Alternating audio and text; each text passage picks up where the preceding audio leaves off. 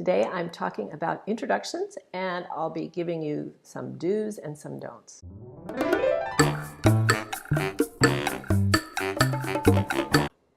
Hi, my name is Nancy Hardcastle. I'm a speech coach, and my mission is to help public speakers stand up, be great, and create radical change in the world.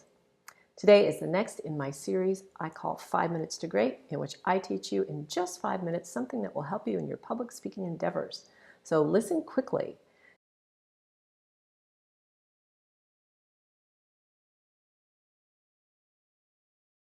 Do number one is capitalize on the first sentence that comes out of your mouth. It's not a throwaway. It has to be really calculated and really thought through. So for example, let's say that you are going to be talking about intimate partner violence. And you want to start with a story, which I highly recommend. And so the first sentence you say is, "Today I want to tell you a story about intimate partner violence." Don't do that. It's not captivating. It's not interesting. And in fact, if someone doesn't want to hear about intimate partner violence, they're going to tune you out. So a much better opening sentence for the same topic would be something like this. "I still remember the shame I felt when my son looked at me in horror and said, 'Mom, what happened to your face? Did somebody hit you?'" So now your audience is curious, which is really great. They want to know, what happened to you? What did you say to your son in response? And who did this to you? So in a sense, just by that one line, you've opened up all kinds of curiosity, and that's good.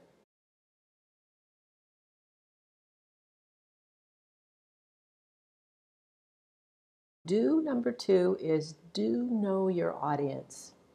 In this situation that I just gave you, that line would work fine if you were speaking to survivors of intimate partner violence. They're going to understand that shame that you felt.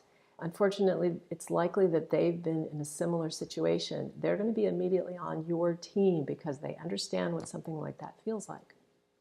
On the other hand, let's say that your audience was people that had been convicted of intimate partner violence.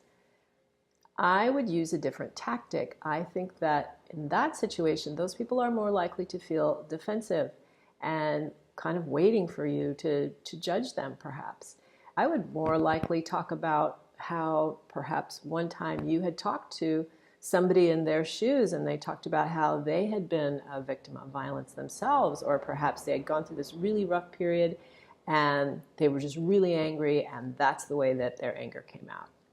Now, I'm not excusing their behavior by any means, but what I'm saying is that depending on the audience, you want to adjust what you say so that you're more likely to create something like a bridge. The last thing you want to do is repel your audience.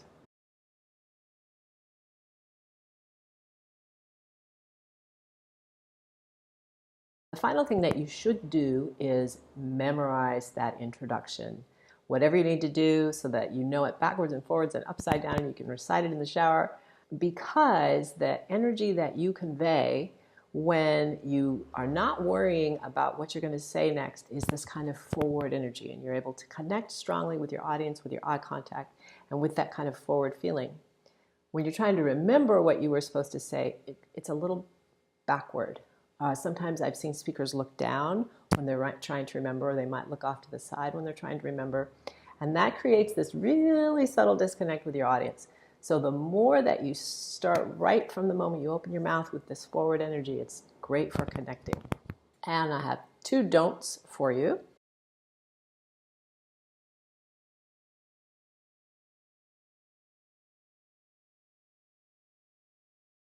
The first one is, don't start with your name and the organization that you work for or whoever invited you. I'll be really honest with you here.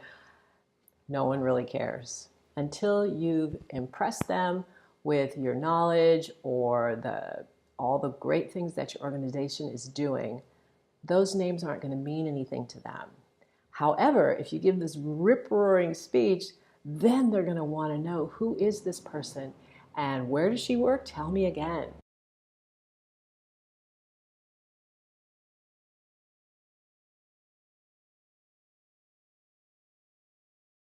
Don't number 2 is really similar. Don't start with thank yous. It's for the same reason that while there may very well be all these people behind the scenes doing these great things, I don't know that when I first hear a speaker, and I don't really care. I want to hear something interesting that's going to capture my attention or that's going to stir my imagination, make me feel inspired. And so save those kinds of things until after you've wowed your audience and they're really curious.